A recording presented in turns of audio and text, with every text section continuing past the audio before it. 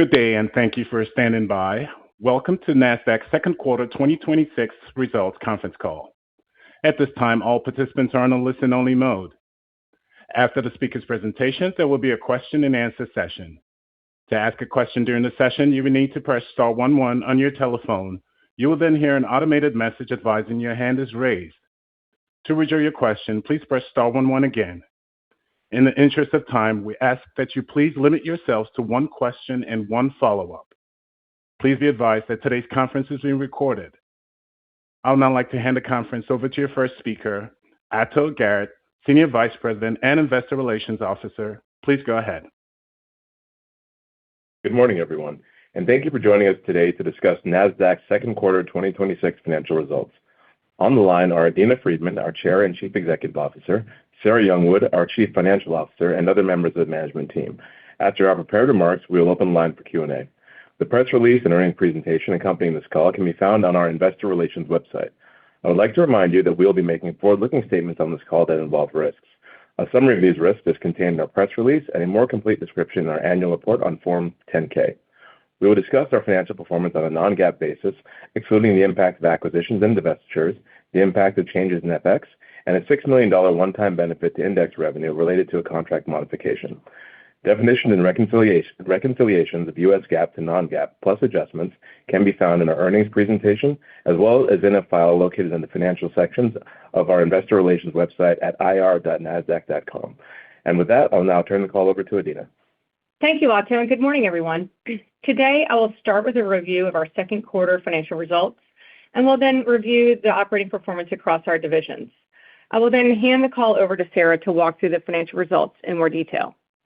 In the second quarter, Nasdaq delivered outstanding growth across each of our divisions, underpinned by our leadership in driving the transformation of the financial system and fueled by the continued demand for leading market infrastructure and mission-critical technology. Our leadership translated into a series of historic milestones this quarter. In our index business, assets under management surpassed $1 trillion for the first time in our history, and we had our largest quarterly net inflows ever. Nasdaq Verafin crossed $13 trillion in combined assets across more than 2,800 financial institutions that rely on our platform to fight financial crime.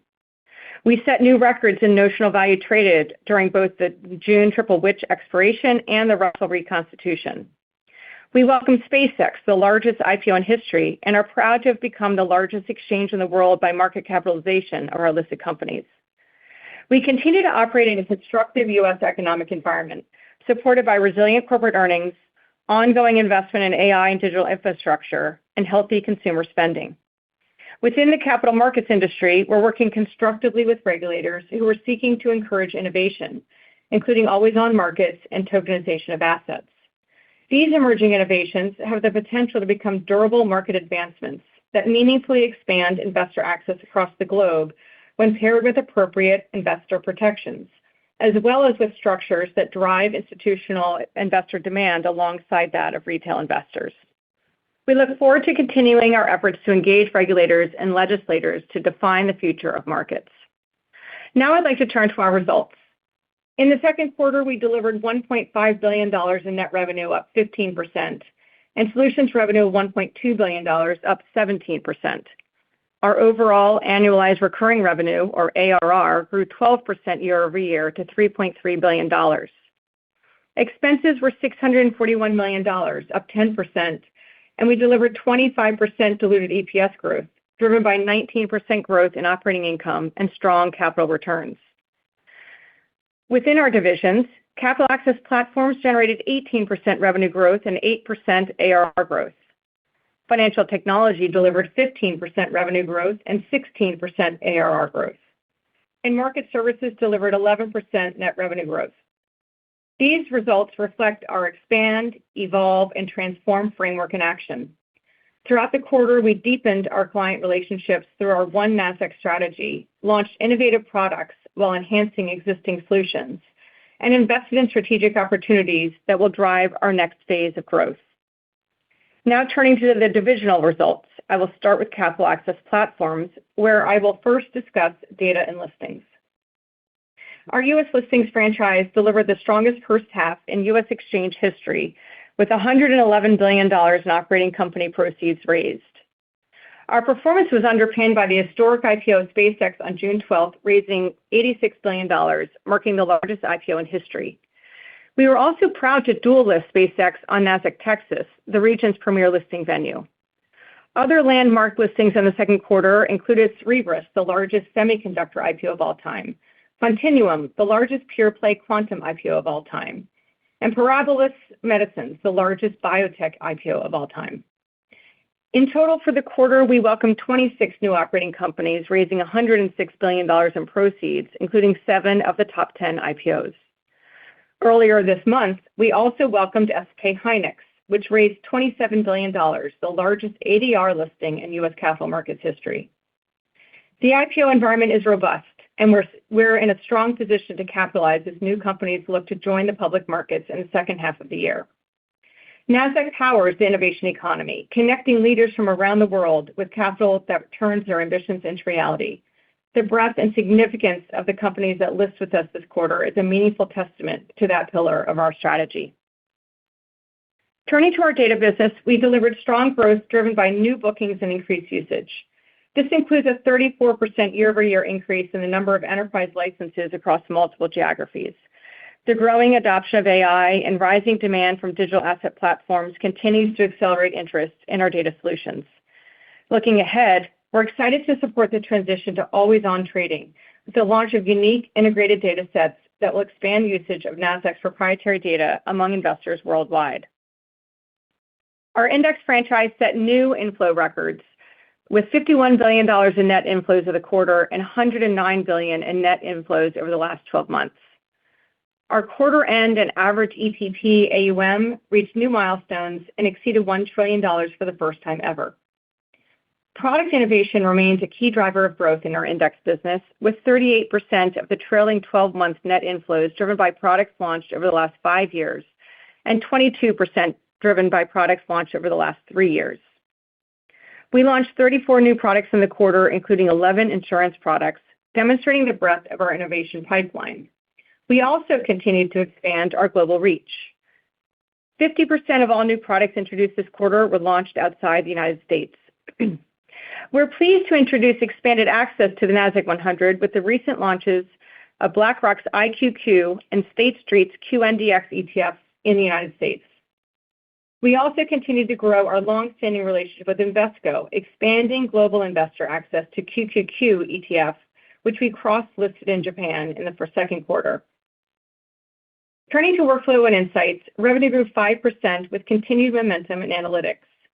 In corporate solutions, we continue to operate in a challenging environment. However, clients remain highly engaged with our AI-enabled capabilities, with 65% of Boardvantage users and 79% of IR Insights clients leveraging our AI tools.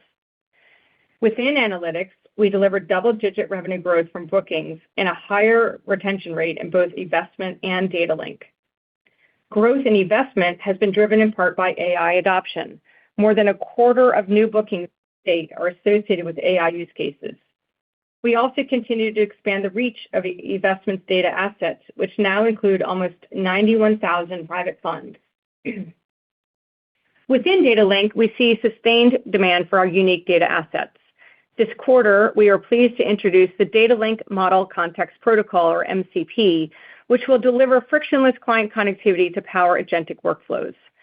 This capability makes it easier for clients to integrate Nasdaq's trusted data, including our market data, directly into AI-driven applications, enhancing the value and reach of our data assets across the AI ecosystem. Turning to financial technology, we achieved an outstanding quarter, delivering revenue growth of 15%. The performance was underpinned by strong engagement across our clients for solutions that address market modernization, the transition to always-on trading, and the evolving regulatory landscape. Our sales cycles, our contract term lengths, and our bookings mix between existing and new clients have remained consistent, reflecting the durable nature of our mission-critical solutions. In the quarter, we signed 58 new clients, 7 cross-sells, and 107 upsells, driving 16% ARR growth. In financial crime management technology, Nasdaq Verafin delivered 22% revenue growth, driven by significant expansions across key client segments. Our product suite now serves more than 2,800 clients, representing over $13 trillion in collective assets.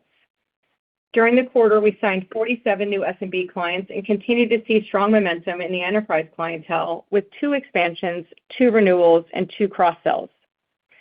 Early in the third quarter, we signed an additional enterprise expansion and a cross-sell, totaling 11 enterprise signings so far in 2026, which already exceeds the total number of signings we had in all of 2025. Nasdaq Verafin continues to accelerate AI innovation in its business and across its platform. Our agentic AI workforce is now used by 750 clients. In the second quarter, we announced an expansion of the workforce, including 2 new agentic workers, which we've moved into beta, one for AML structuring alerts and the second for ACH fraud alert triage. The new role-based workers enable end-to-end automation of financial crime workflows, from fraud and AML alert reviews to investigations and reporting. We also plan to introduce new auto-dispositioning capabilities in Q3 and flexible deployment options that extend our AI solutions across third-party systems by the end of the year. Verafin's agentic AI workforce expansion reflects our broader AI-first development approach, which is transforming every stage of the product development lifecycle, from design and development to testing and deployment. This enables us to increase innovation velocity, expand our product roadmap, and bring new capabilities to clients faster than ever before. Regulatory technology delivered sustained growth driven by significant expansions to always-on markets and infrastructure modernization. Overall, we signed 9 new clients, including 2 cross-sells and 63 upsells. In AxiomSL, we deepened relationships with existing clients while expanding our global footprint, with continued strength in our cloud bookings. During the quarter, a U.S. bank expanded its footprint with AxiomSL as the client grew through acquisition and faced more significant regulatory requirements. Additionally, a top 4 Australian bank expanded their relationship with us to leverage our cloud-enabled regulatory reporting solution, reinforcing the global demand for our platform. In surveillance, we delivered strong growth while experiencing significant demand from clients expanding into new markets, including energy and digital assets. This demand included a significant renewal and expansion with a global broker-dealer, as well as a renewal with a key global financial institution. We signed 3 upsells for our cross-product surveillance capability, which we launched earlier this year.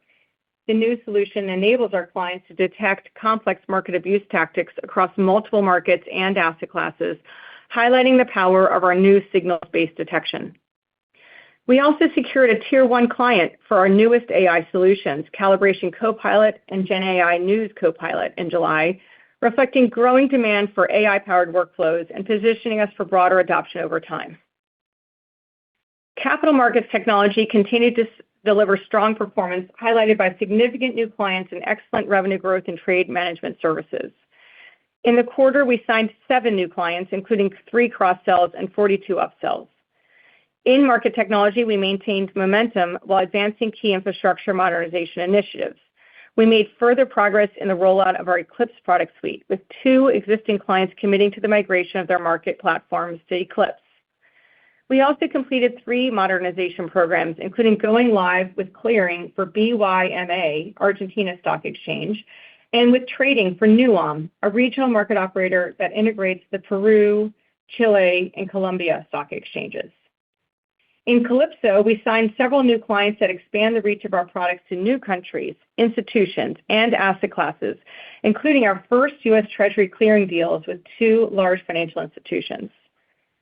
Additionally, earlier this week, we announced a deal with the Georgian Financial Markets Treasury Association to modernize the country's treasury and financial markets infrastructure. As part of this deal, 5 leading commercial banks in the country of Georgia will adopt the Calypso platform, with opportunities to onboard more banks over time.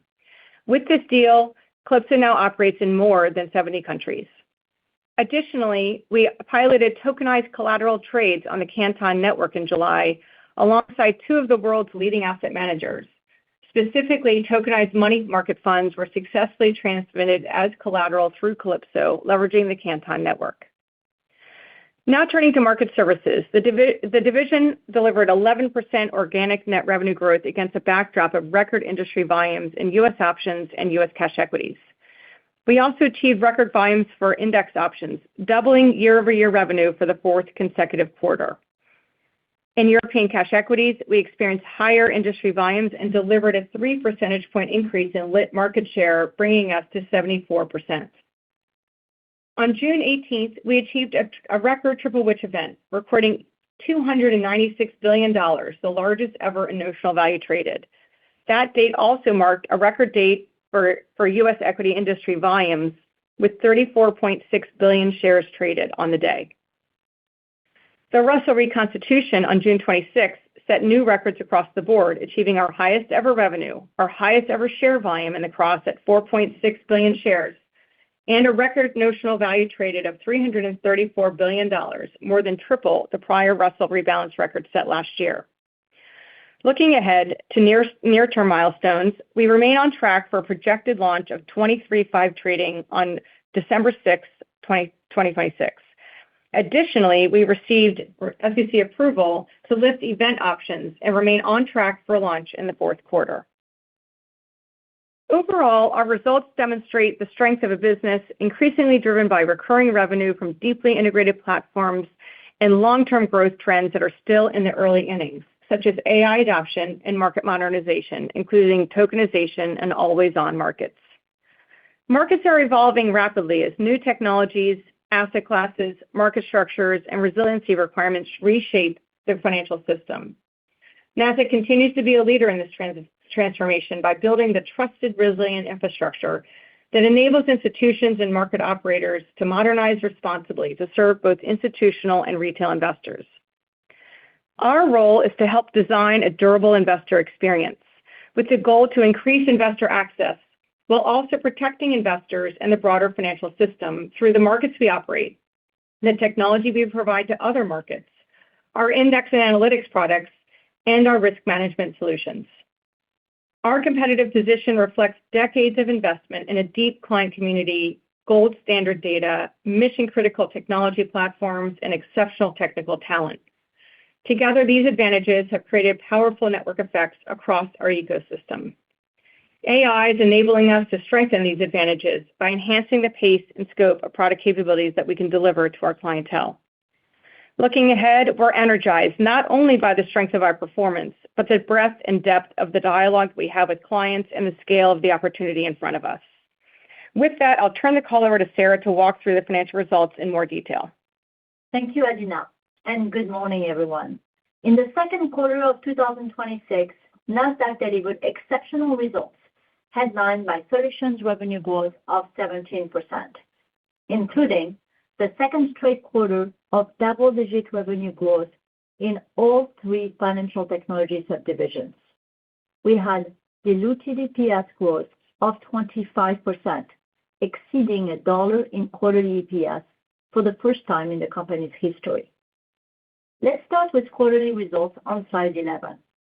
We reported net revenue of $1.5 billion, up 15%, with solutions revenue of $1.2 billion, up 17%. Operating expense was $641 million, up 10%, leading to an operating margin of 57% and an EBITDA margin of 60%, both up 2 percentage points over the prior year period. This resulted in net income of $605 million and diluted EPS of $1.07, up 25%. Slide 12 shows the drivers of our 15% net revenue growth for the quarter. We generated 11 percentage points of alpha, the second consecutive quarter of double-digit alpha growth, driven by new and existing clients and product innovation. Meanwhile, beta factors contributed 4 percentage points of growth this quarter, driven by higher valuations in Nasdaq indices and higher derivatives volumes in index, and higher overall volumes in market services.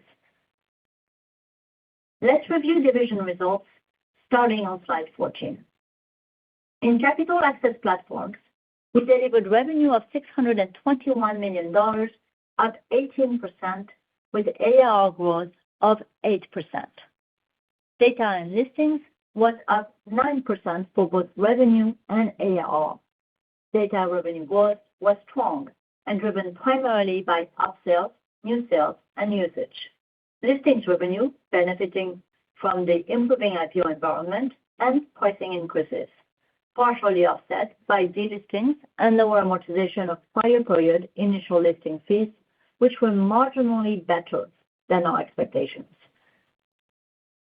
Index revenue was up 35%, and ARR, which covers a very small portion of revenue, increased 8%. Revenue growth was primarily driven by record average ETP AUM surpassing $1 trillion in the second quarter, bolstered by record net inflows of $109 billion over the last 12 months, including a record $51 billion in the second quarter. Volume-based revenue also contributed to growth, with record derivatives contract volumes up 33% in the quarter. Notably, volume growth outside of the U.S. was very similar to growth in the U.S., reflecting the strength of the product ecosystem in regions around the world where perpetual-style derivatives are already available. The volume growth was partially offset by the continued mix shift in derivatives volumes from higher-priced E-mini contracts to lower-priced micro E-mini contracts. In Workflow and Insights, revenue was up 5% in the quarter, with ARR growth up 6%. The revenue increase was driven primarily by analytics, mainly from eVestment and Data Link. Corporate Solutions revenue was essentially flat. Excluding the one-time revenue item related to a contract modification in our index business, quarterly operating margin for the CAP division was 63%, up 4 percentage points versus the prior year period. Before we wrap on capital access platforms, we are continuing to optimize our portfolio with 2 transactions. Earlier this week, we announced an agreement to sell Nasdaq Fund Secondaries to Nasdaq Private Market, where we remain an investor and strategic partner. This transaction brings together 2 highly complementary businesses and strongly positions Nasdaq Private Market to capitalize on the significant opportunity to provide secondary liquidity infrastructure for both private company shares and private fund interests. And today, we are announcing that we have entered into an agreement to acquire Dacity, an AI-powered due diligence platform used by institutional asset allocators and managers across public and private markets. Dacity will be integrated into Nasdaq eVestment to provide a seamless experience across eVestment's institutional network. On a pro forma basis for the last 12 months, these 2 transactions would have combined to result in a net increase in revenue of approximately $4 million to Nasdaq, and both companies are still early stage. We did not provide purchase or disposition prices for the transactions, as neither of them is material. Moving to Financial Technology on slide 15.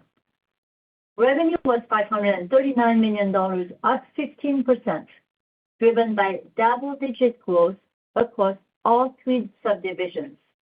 ARR growth was 16%. Our business continues to see strong demand across all fintech subdivisions and high levels of client engagement. The division signed 58 new clients, 107 upsells, and 7 cross-sells in the quarter. Cross-sells continue to represent over 15% of the fintech pipeline. Financial Crime Management Technology revenue grew 22% in the quarter, with ARR growth of 17% and net revenue retention of 110%. We signed 47 new SMB clients in the second quarter, reflecting continued momentum in the SMB client cohort.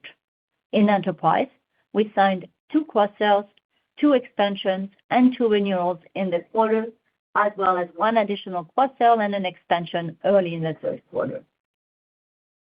Regulatory Technology delivered revenue growth of 13% and ARR growth of 14%, reflecting strong performance across both surveillance and active MSL. The SIP division delivered 9 new clients, including 2 cross-sales and 63 upsells in the quarter. Capital Markets Technology revenue grew 14% with an ARR growth of 17%. The SIP division delivered 7 new clients, including 3 cross-sales and 42 upsells. The quarter's strong performance reflects demand for data center services, as well as a pricing increase in trade management services, and continued execution at Calypso, including a strategic long-term renewal with a large global bank. Performance in the quarter was partially offset by lower professional services revenue. As a note, Capital Markets Technology revenue growth in the third and fourth quarter of 2025 benefited from a contribution from Calypso upfront revenue, which will create a tougher comp for Capital Markets Technology in the upcoming 2 quarters. Financial Technology quarterly operating margin was 46%, in line with the prior year period. Turning to Market Services on slide 16. We had record quarterly net revenue of $340 million, up 11%. Growth in the quarter was driven by record industry volumes across U.S. equities and U.S. options, and strong volumes across European equities and fixed income. We also continued to deliver alpha, as reflected in higher market share and higher capture in U.S. equities. Index options revenue more than doubling versus the prior year period for the 4th straight quarter. Strong adoption of newly launched short-dated options products and higher market share in European equities. This performance was partially offset by lower capture in U.S. options, driven by a continued mix shift in the composition of order flow as new consolidators have entered our markets, and lower U.S. state plan revenue, primarily driven by lower audit revenue, following an industry-wide adjustment in the prior year period, which we had called out last year. Quarterly operating margin for the division was 64%, up 1 percentage point versus the prior year period. The financial system is undergoing one of its most significant periods of modernization in decades. The shift is visible across multiple dimensions. In the move towards 23/5 trading, the adoption of tokenized assets, the use of AI across financial infrastructure, and the development of new instruments such as perpetual style derivatives and prediction markets. This market evolution enables Nasdaq to expand its role across the financial ecosystem. Perpetual style derivatives are the latest example of a potential product innovation being considered by U.S. regulators. Today, U.S. regulatory approval has been limited to instruments outside the scope of Nasdaq's U.S. markets. Should there be a consideration by the SEC and the CFTC to expand U.S. approval across equity products, including options and equity-linked index products, even in an extreme case, we would still expect minimal crossover, representing less than 1% of our total revenue. Over time, however, such innovations, to the extent they are durable, can create opportunities for us as they expand market access and increase demand for trusted and resilient market infrastructure. Nasdaq thrives in an environment that enables responsible innovation while remaining focused on protecting investors. Moving to expense on slide 17. We had operating expense of $641 million in the second quarter, an increase of 10%, driven by employee compensation, reflecting the timing of our annual compensation cycle, as well as incentive compensation driven by our strong revenue execution. Increased marketing expense due to a strengthening IPO environment, investment in technology to support revenue and drive innovation and growth, and severance costs. The second quarter operating margin was 57%, and the EBITDA margin was 60%, both up 2 percentage points versus the prior year period. We are updating our non-GAAP expense guidance for the year to a range of $2.530 billion-$2.570 billion from $2.485 billion-$2.545 billion, with two primary drivers of the increase. Higher employee compensation, given the strong revenue performance we have experienced year to date, and increased marketing expense due to a strengthening IPO environment, with marketing expense having a larger effect within the quarter of the planned IPO. To note, in the third quarter of 2025, we collected a $5 million regulatory fine, which was recorded as a contra expense. As a result, we expect a tougher expense comparison in the upcoming quarter. We maintain our 2026 non-GAAP tax rate guidance of 22.5%-24.5%. Turning to capital allocation on slide 18. Nasdaq generated free cash flow of $477 million in the second quarter. Over the last 12 months, Nasdaq generated $2.2 billion in free cash flow at a conversion ratio of 97%. We paid a dividend of 31 cents per share, or $174 million in the quarter, representing a 31% annualized payout ratio. During the quarter, we repurchased a total of 4.1 million shares of our common stock for $356 million. In combination with the dividend, Nasdaq returned over $530 million to shareholders in the second quarter. In the first half, we have repurchased $903 million compared to $616 million of repurchases in all of 2025. In July, we launched a $200 to $250 million variable accelerated share repurchase plan, which will be completed in the third quarter. We finished the quarter with a gross leverage ratio of 2.6x, driven by EBITDA growth and a net repayment of approximately $162 million of gross debt.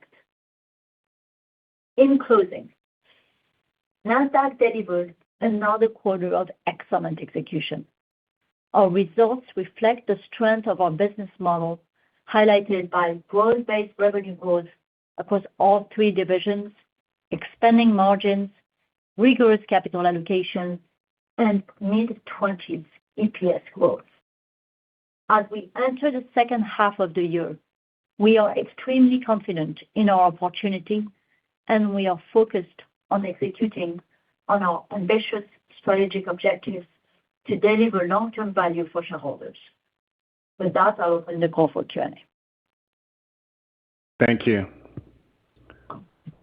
As a reminder, to ask a question, you will need to press *11 on your telephone. To withdraw your question, please press *11 again. We ask that you please limit yourselves to no more than one question, and we ask that you please limit yourselves to no more than one, but feel free to go back into the queue, and if time permits, we will be happy to take your follow-up questions at that time. Please stand by while we compile the Q&A roster. I show our first question comes from the line of Ashish Sabadra from RBC Capital Markets. Please go ahead. Thanks for taking my question. Really solid results. Adena, you mentioned several AI initiatives across all segments and significant client adoption of your AI solutions. How has your thinking evolved on AI monetization?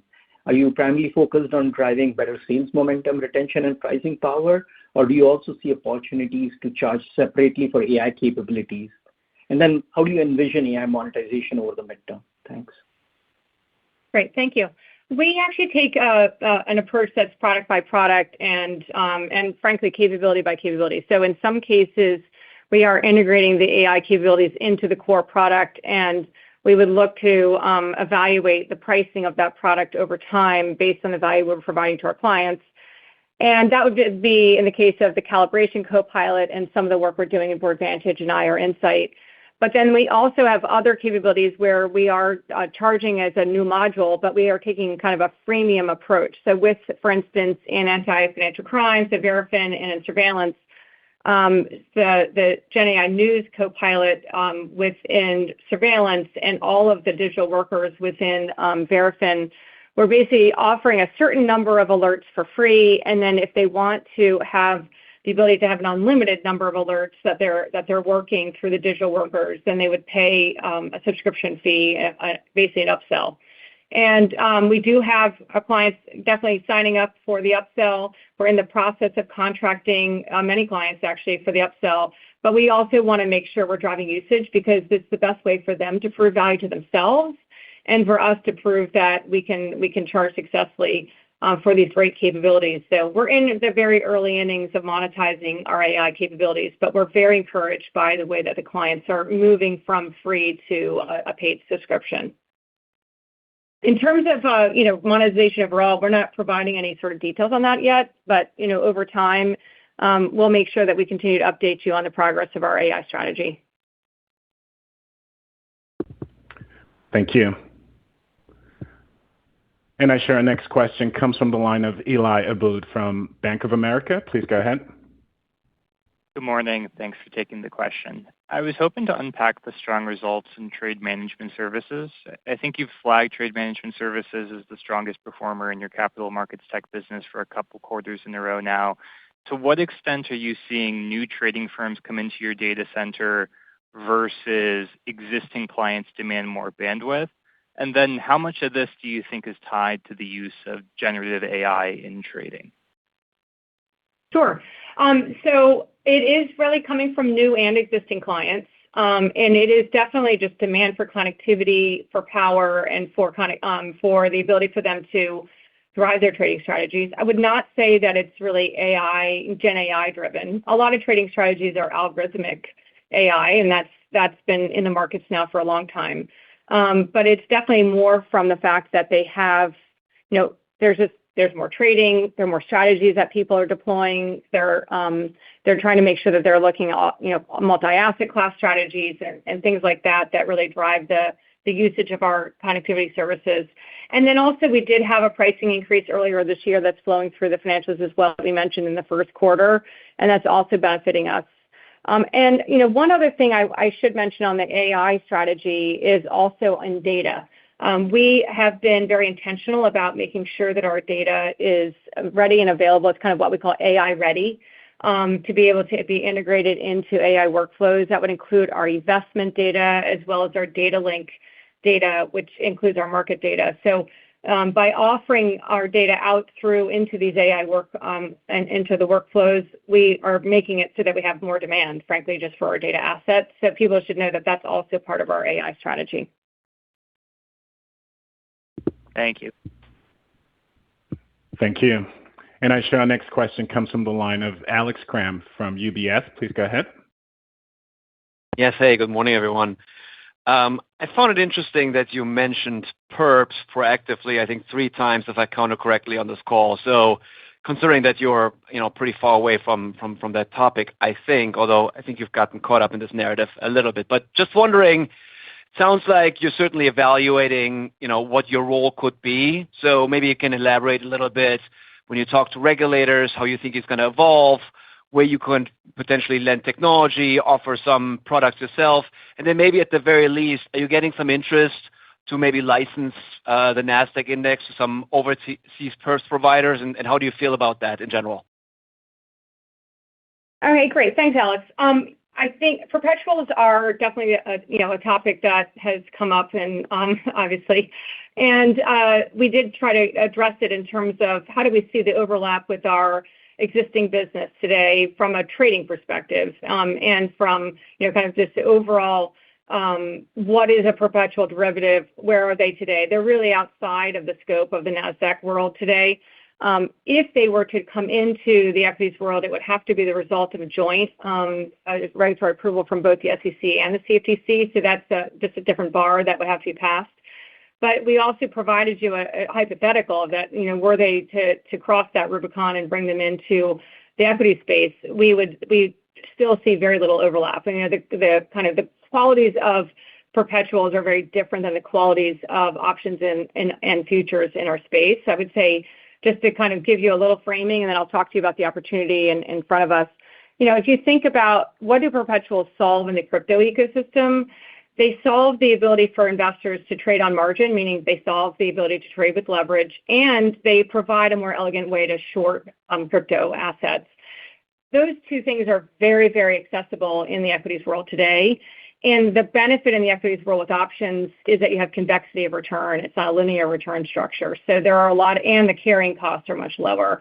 So it's just there's structural advantages that are already offered in the equities world that I think address a lot of the benefits that investors use perpetuals for in the crypto world. But when we look at it in terms of our opportunity in front of us, we have a few things. One is on technology. We are providing surveillance technology and also core trading technology. So our market technology, our surveillance technology are relevant to markets that are looking to launch or provide perpetuals, and then also to trade perpetuals, so NTS. And we also want to make sure that things like risk management and other technologies that Calypso offers, potentially regulatory reporting could also be covered. So we do see it as an opportunity for us to expand our fintech division. In terms of licensing the Nasdaq 100 or QQQ, those are conversations that we would have with our partner CME and others to consider as we move forward. Very good. Thanks. Thank you. And our next question comes from the line of Owen Lau from Clear Street. Please go ahead. Hi, good morning. Thank you for taking my question. Do you have more color on the roadmap of asset managers leveraging tokenized funds or assets as collateral? I think in the third quarter, you mentioned that two large asset managers completed tokenized collateral trades on the Canton network. I'm wondering how Calypso can monetize it incrementally and the pace of adoption there. Thank you. Yeah, sure. So the way that we're working with the industry is we want to make sure that Calypso, we already have this great collateral management capability in Calypso that's used by hundreds of firms around the world. So we provide them a very good way for them to determine what's the optimal collateral they should have in every collateral pool that they have to operate with. Now, what we're working on with Canton is to make sure that we can facilitate the movement of collateral in a tokenized form. So we had two major asset managers, essentially think of it as like a proof of concept that we executed in the second quarter to demonstrate that we could, they take a tokenized money market fund that they've created, the asset managers created, and they're able to put it into the collateral network through Calypso and transfer that collateral using Canton. So it's basically a proof of concept on how do we turn Calypso not only from collateral management to a collateral network in a tokenized form. And the way that we would charge for that ON over time, because this is still a proof of concept, is it would be a new module. Could think of it as an upsell to offer the ability to actually manage collateral movement in addition to collateral management. And so that's the way that we would monetize it going forward. But we're very excited because it was fun because the guys were there that day, and they basically kind of came out of the room going, victory, it's pretty easy. The money moved. So that was pretty neat. But we definitely feel like we can be a part of that tokenization effort with the buy side and the sell side going forward. Thank you. Thank you. And our next question comes from the line of Patrick Moley from Piper Sandler. Please go ahead. Yes, good morning. Adena, I would love to get your thoughts on the IPO environment here. And then as you look out to the back half of 2027, how much of your IPO pipeline today is idiosyncratic mega deals versus, what you would maybe view as a more durable broadening of the pipeline? Thanks. Sure. Actually, it really is a broadening of the pipeline. So that, we just are seeing a lot of really great companies coming out across, and there's certain themes to it. We are actually as focused on a broader pipeline as we would be on some of the larger opportunities. I think it actually shows up a little bit in the second quarter where you had these really large marquee listings that, obviously you had SpaceX, but we also had Cerebras, we also had Parabolis, and we had Quantinuum, and we actually had a major data center company come live. Some very large raises. You had SK Hynix in the third quarter. But the pipeline is pretty broad across the themes of anything related to AI infrastructure and build out, including power, and any, the things that will actually drive compute capabilities, as well as we are seeing a pickup in healthcare and biotech listings, which is very exciting given the fact we've had a dearth of that over the last 2 years. So we're very excited to see that. And then the defense industry is also seeing some really good companies come out, and companies that serve the defense industry, not only like actual building the defense systems, but it's building the components to the defense systems like Arxis and other compounders that are really interesting coming into the market as well. And then we also are seeing more consumer companies coming out into the market. So it's becoming more and more broad-based, and we're very excited about that. Thank you. And our next question comes from the line of Alexander Blostein from Goldman Sachs. Please go ahead. Hey, good morning. Thank you for the question. I was hoping to zoom out and maybe talk about profitability in business as a whole. Nasdaq's put out a couple of quarters of really good operating leverage now, and then I understand there's some, kind of low-hanging fruit, higher incremental margin tailwinds, and whether it's trading or index. But as you think about just where you are and the efficiencies from AI, whether it's on the top line or the bottom line, how do you think about the margins as a whole over the next couple of years, and where do you think they could ultimately go? So thank you, Alex. We've seen, as you have noted, for the first half of this year, really very strong performance. And what I think you are reminding everyone is the gap that we are creating between our revenue, especially in solutions, as well as the operating expense. And that has been something which we've been very consistent with, which is we fund our investments very well. And that's why you're seeing us really on the front foot as we are able to deal with the transformation and becoming able to transform that into additional time and opportunities with our clients. But we are also working on efficiencies, and we've been very good at doing that, and say over the years, and that will continue with GenAI.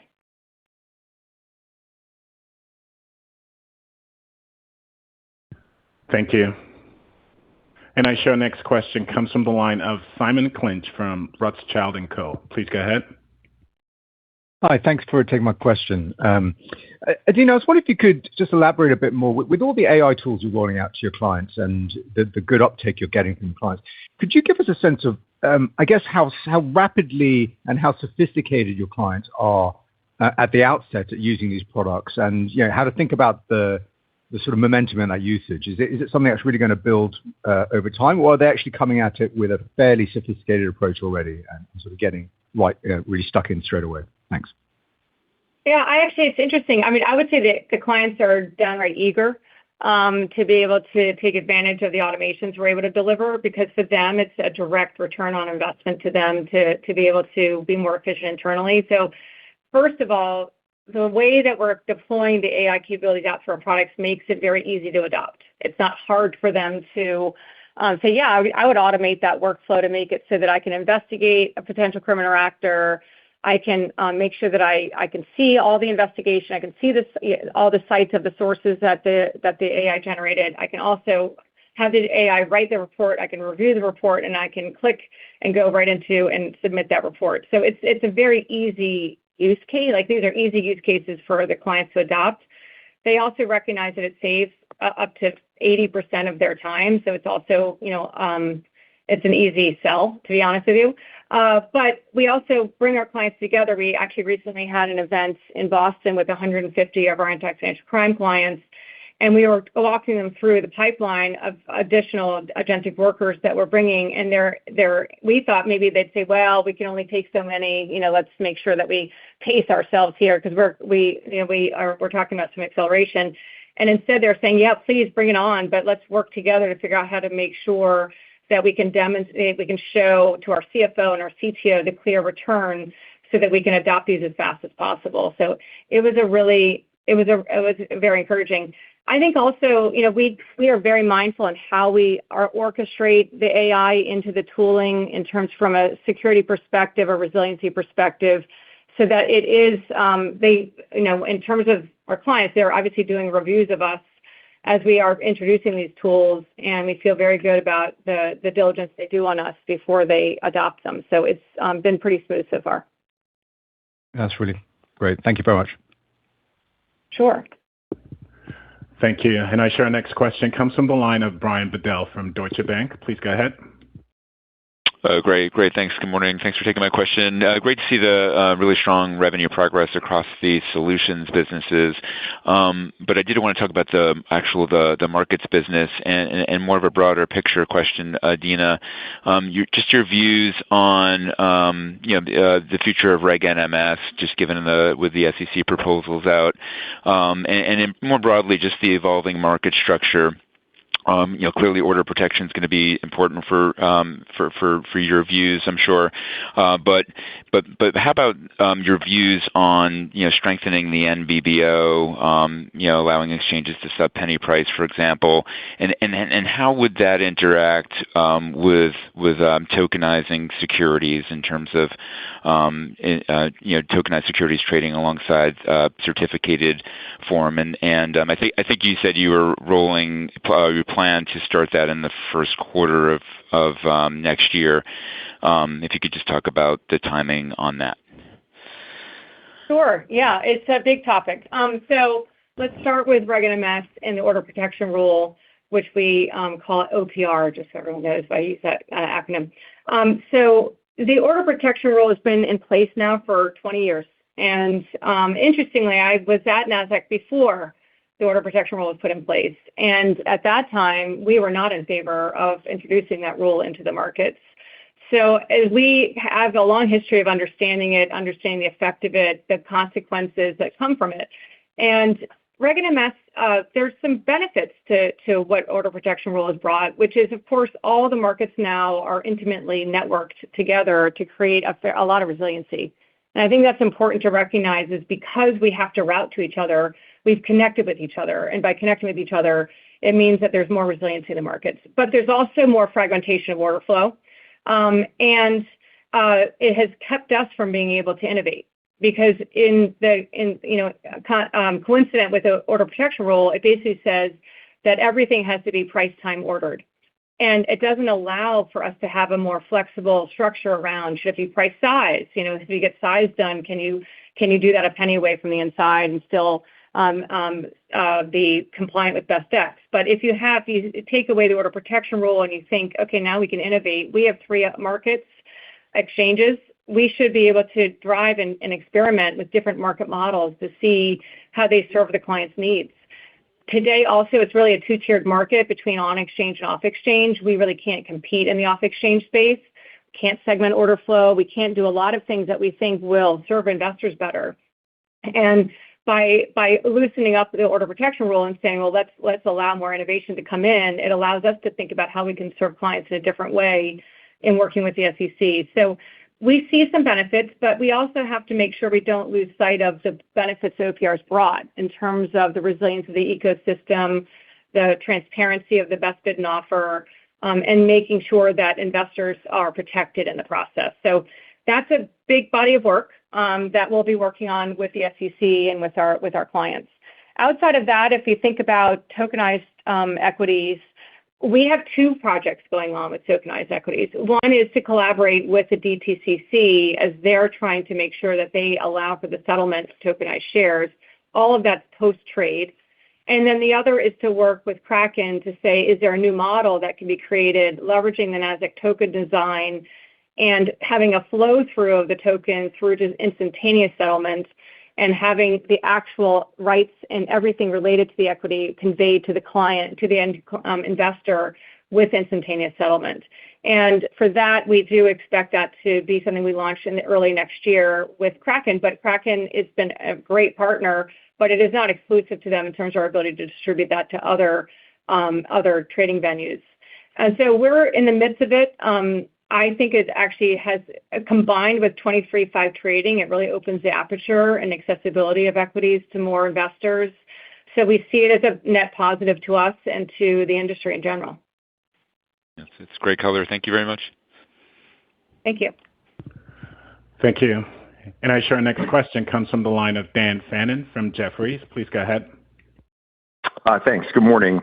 I wanted to follow up on Verafin and the momentum in that business. Curious about progress outside the U.S. And then as you think about the longer or the medium-term target of mid-20s growth, what do you think is a reasonable time period to hit those numbers? Sure. So outside the United States, we continue to engage with marquee clients in Europe and demonstrate and prove out our solution. I would say sales cycles are slow. When you're trying to land in an entirely new jurisdiction, it just takes a long time to get through the internal processes within the large banks. But we have been able to prove true value to them through our proofs of concept. So it's really more a matter of just getting through the internal process and to say that this is a worthwhile investment for them versus the many other things that they're dealing with in their own regulatory environment. But we still have a lot of confidence in our ability to go in and land and expand there, but it's just taking longer to make sure that we're showing some beachhead clients. In terms of the medium-term outlook, one thing that I just remind you of is we did mention earlier this year that we had a lot of the signings of our enterprise clients in the second half of last year, and it takes around a year to really onboard them fully and to recognize the recurring revenue that comes from them. So we would anticipate that the ability to show the benefit of the second half of the year's signings would start to flow in the second half of the year this year. And so that helps. And then we also have, of course, 11 new signings so far this year. Upsells are able to be implemented faster than new sales. So there is some benefit from that. So we still continue to underwrite the medium-term outlook for the business. Great. Thank you. Thank you. And I show our next question comes from the line of Michael Cyprys from Morgan Stanley. Please go ahead. Great. Thank you for taking the question. Wanted to ask about market tech. Just curious how you're thinking about new and emerging opportunities for the market tech business in the world of DeFi, where firms like Hyperliquid are enabling third-party builders and developers to deploy their own exchange and markets on their protocol. I guess what's the opportunity for a Nasdaq chain and blockchain native market tech offering? Yeah, so we don't have a layer one. I mean, that's not something that we've chosen to invest in, but we work with multiple layer ones. Our view is that first we should be interoperable. We're a horizontal market operator. We believe in the horizontal infrastructure, really driving and maximizing accessibility to investors. So everything we're building for interoperability across multiple layer ones. In terms of native DeFi venues, that's not a space that we've actually engaged in from a market tech perspective. We've been more engaged with what I would call more central limit order book style digital asset ecosystem players, and as well as providing surveillance for those types of players. But the native DeFi, where it's just peer-to-peer, is an ecosystem that's still very nascent, and I would say has some structural differences that are pretty significant. Our view might limit its use case, but right now we're much more focused on working more with the more established markets and new exchanges that want to take a more established approach to driving markets in the digital asset ecosystem.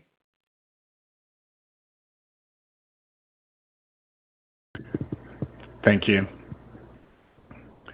And I show our next question comes from the line of Benjamin Budish from Barclays. Please go ahead. Hi, good morning, and thanks for taking my question. I was wondering if you could talk a little bit more about the strength you're seeing on the data sales side. I'm just curious what you're seeing in terms of customer types. You mentioned there's some usage-based component, if you could unpack maybe how big that is. And then lastly, you mentioned some advantages to the data business from always-on markets. So how do you see that as maybe another catalyst or where Nasdaq may be uniquely positioned to benefit from that trend? Thank you. Sure. Yeah. So there's really three trends that are continuing to drive demand for our data. It's the Nasdaq's market data as well as third-party data that we distribute out through our data link platform. One is definitely AI use cases, and that's where, and including investment, where people are integrating our data into AI workflows. We're not selling our data to core training models. We're selling them to applications that are leveraging AI. We have very good visibility and ability to monitor usage, by the way. But AI use cases is one, and we just, as we mentioned, we launched the MCP protocol to make it much even smoother for AI-driven workflows to be able to pick up and use our data. And the way that we charge for that, by the way, is an upcharge. There will be an upcharge for the MCP layer in addition to the license fee for the data. In terms of the second trend is digital assets, where they're whether it's outside the United States, the notion of tokenized equities, but also just the ability for them to integrate market data into other digital asset ecosystems. And so we're definitely seeing more demand there.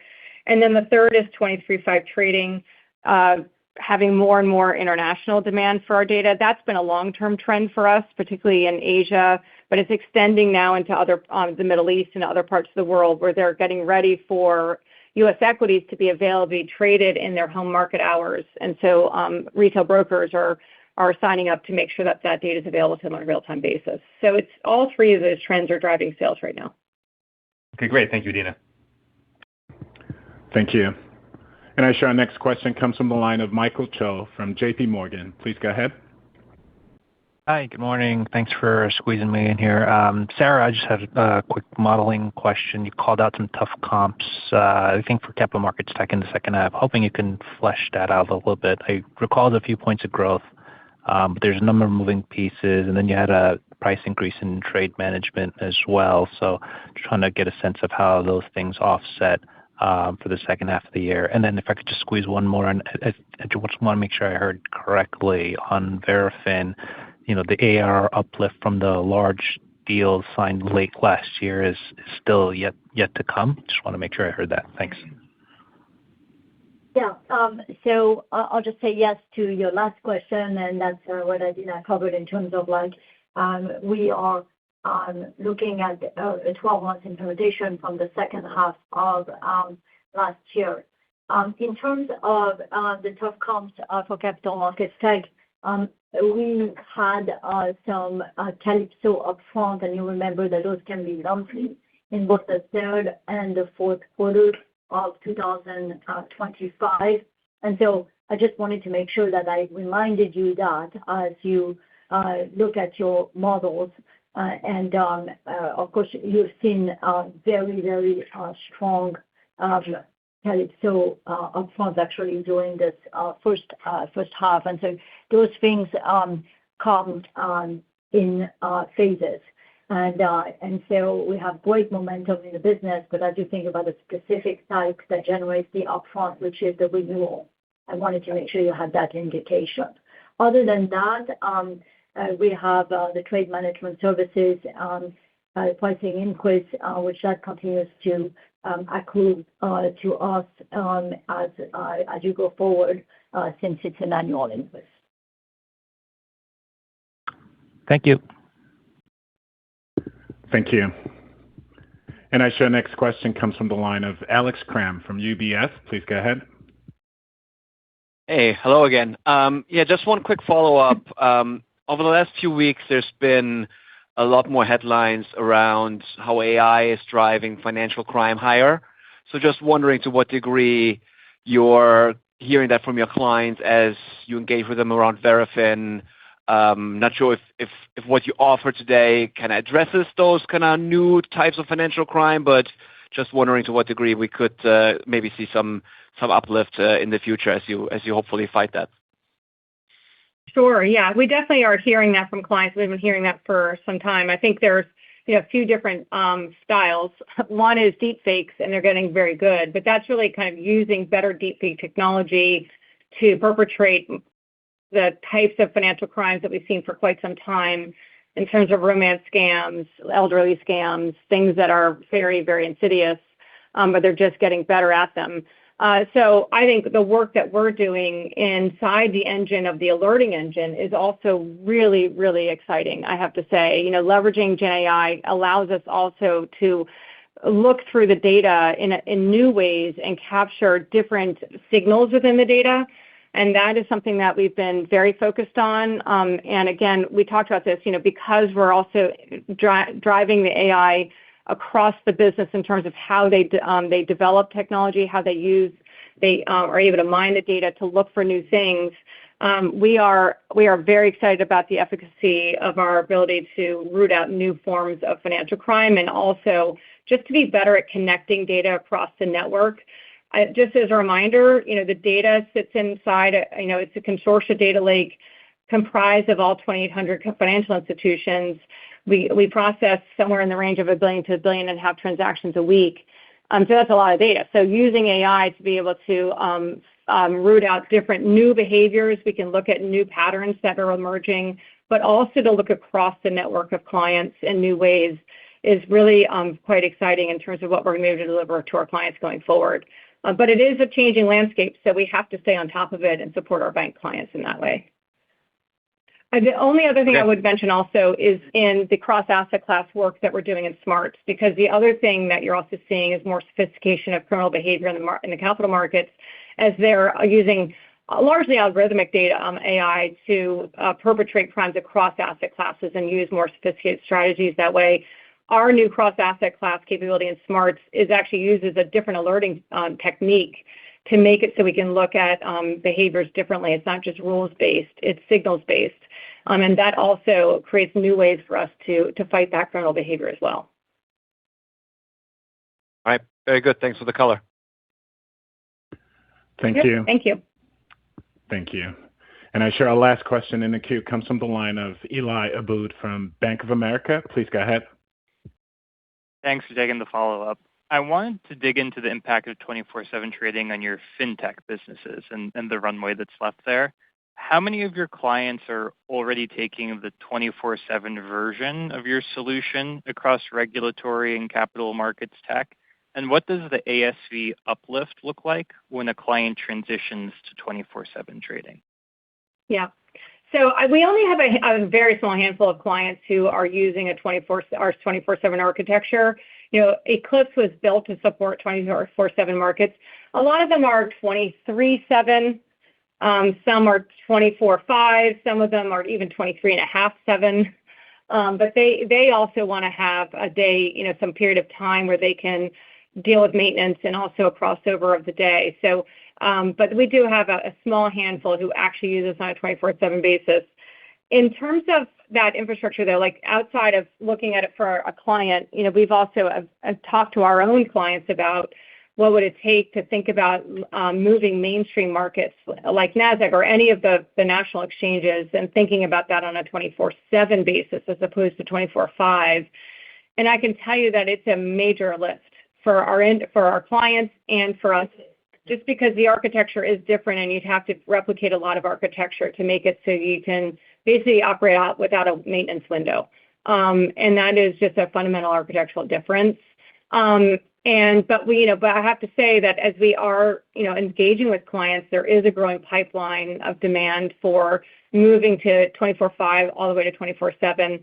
So we know we can deliver it. We have delivered it. We just want to make sure that we're working with them on the investment it would be needed to do it, both for them and their clients. Got it. Thank you. Thank you. That concludes our Q&A session. At this time, I'd like to turn the conference back over to Adena Friedman, President and CEO, for closing remarks. Hi. Our second quarter results reflect the disciplined execution of our strategy and reinforce our role as a trusted transformation partner to the global financial system. I want to thank you all for joining today and have a great day. Thank you. This concludes today's conference call. Thank you for attending. You may all disconnect.